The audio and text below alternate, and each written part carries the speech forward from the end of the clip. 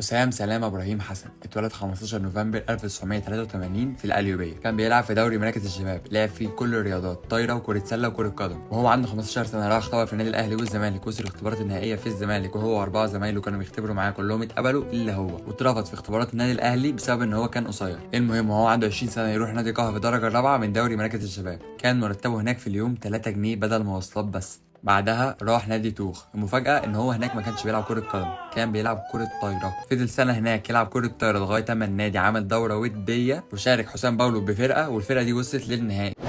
المهم بقى مين كان بيتفرج على النهائي؟ المدير الفني للفريق بس لكرة القدم. شاف حسام واعجب بيه وضمه للفريق في اخر يوم في القيد، وبكده بقى حسام يلعب في نادي توخ في الدرجة الثالثة. حسام يثبت نفسه ويجيب 23 جون في الدوري وخد الهداف، وابتدى يبقى عنده حلم ان هو يصعد من الثالثة للممتاز به. المهم كان في نادي اسمه منوف صعد ممتاز به، بعت عرض رسمي لكابتن حسام وما كدبش خبر وراح مضى معاهم، وجاب اول موسم 6 جوان، منهم جوان في السكة حديد والنصر ونادي الشمس. وبسبب ان الماديات قليلة زي اي شاب مصري محبش يتقل على والده واشتغل شيال رمل وعامل باليوميه، وقبضه كان 60 جنيه. الجميل ان الكابتن حسام مش متكبر ومش عايش دور النجم وكده، وفي كل حته بيحكي وبيقول ان ده نجاحه ومش مكسوف منه. اشتغلت ده نجاحي، اقسم بالله ده نجاحي، ان انا كل فتره هحكيه وعمري ما هتضايق منه، لاني انا اما عملت ده ربنا كرمني بعديه.